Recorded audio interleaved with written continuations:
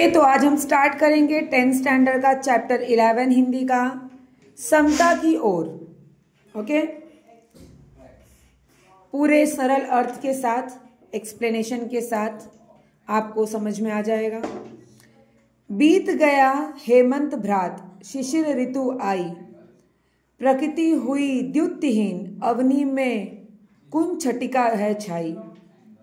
पड़ता खूब तुषार पद्मदल, तालों में बिलखाते, अन्यायी नृप के दंडों से यथा लोग दुख पाते। निशा काल में लोग घरों में निज निज जा सोते, निशा मतलब रात होता है, बाहर श्वान सयार चिल्लाकर बार बार रोते हैं। इसका अर्थ क्या है? कवि कहते हैं शिशिर ऋतु के भाई हेमंत का समय बीत गया, अब शिशिर ऋतु का आगमन हो गया है।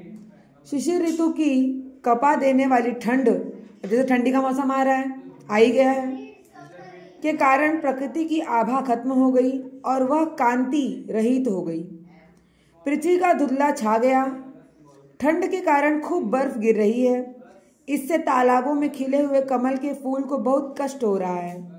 कवि कहते हैं कि यह कष्ट कुछ उसी तरह का है जैसे निर्दयी और अन्यायी राजा के तरह डंडों से उसके राज्य की प्रजा दुखी होती है। लिखा है ना, अन्यायी नृप के दंडों से यथा लोग दुख पाते। अन्यायी राजा से जैसे लोग दुख में रहते हैं वैसे।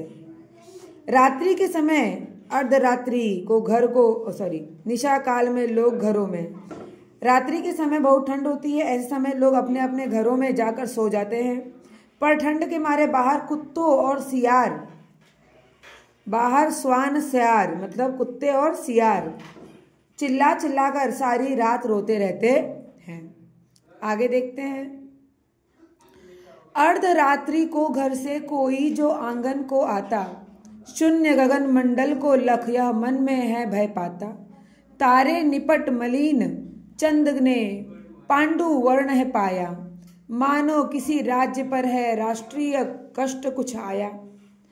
धनियों को है मौज रात दिन है उनके पौ बारे, दीन दरिद्रों के मत्थे ही पड़े शिशिर सुख दुख सारे। वे खाते हैं हलवा पूड़ी दूध मलाई ताजी, इन्हें मिली इन्हें नहीं मिलती पर सूखी रोटी और भाजी। इसका अर्थ कवि कहते हैं आधी रात को यदि कोई व्यक्ति घर के आंगन में आकर निर्जन आकाश मंडल की ओर देखता है तो वहां का दृश्य देखकर उसे डर लगने लगता है। करेक्ट है। अगर हम आधी रात में कहीं जाकर खड़े हो जाए खुले आसमान के नीचे तो हमें क्या लगता है? डर लगने लगता है। ठंड भरे इस मौसम में आकाश के तारे भी धुंधले दिखाई देते हैं और चंद्रमा का रंग पीलापन लिए हुए सफेद हो गया है। इन्हें देखकर ऐसा लगता है जैसे किसी राज्य पर कोई राष्ट्रीय संकट आ गया है।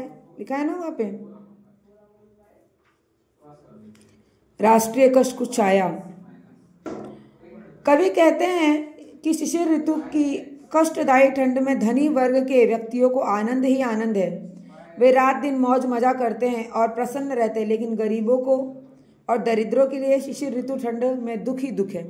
जिनके पास महल जैसा घर हो, फ्लैट हो, वो लोग को तो मजे ही मजे हैं, मस्त कंबल वंबल रजाई वजाई ओढ़ के सो जाते हैं। लेकिन जिनके पास रहने के लिए घर ही नहीं है, सोने के लिए जगह नहीं है, वो लोग बेचारे रात भर ठिठुरते रहते हैं दुख के मारे। धनियों की मौज, धनिक वर्ग के लोग हलवा पूड़ी, लिखा है ना, वे खाते हैं हलवा पूड़ी दूध मलाई ताजी, इन्हें नहीं मिलती पर सूखी रोटी और न भाजी।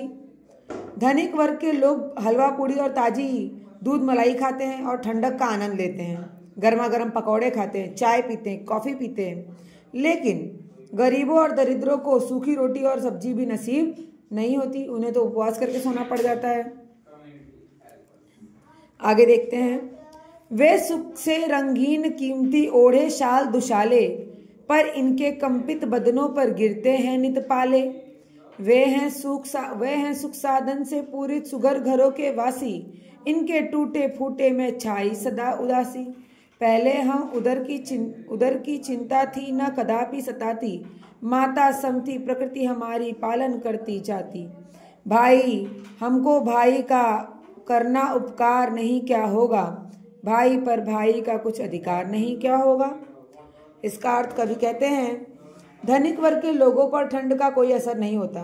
वे रंगीन और मूल्यवान शाल दुशाल रजाई गद्दे ओढ़ते हैं। उनको जाड़े का ठंडी का कोई असर नहीं होता। मगर ऐसे समय गरीबों की बुरी हालत होती है। उन्हें कांपते हुए दिन रात काटनी पड़ती है और ऊपर से ओस की बूंदें गिरती हैं, उसका भी सामना करना पड़ता है। धनिक वर्ग के पास कुछ सुख की तरह तरह के साधन होते हैं। वे सुंदर सुंदर घरों में रहते हैं।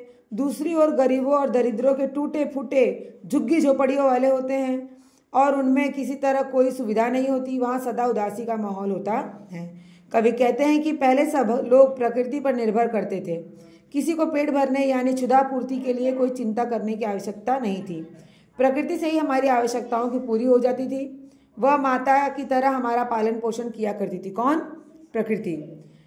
कवि कहते हैं जिस मनुष्य में कोई अंतर नहीं होता, सभी का आपस में भाई भाई का नाता है।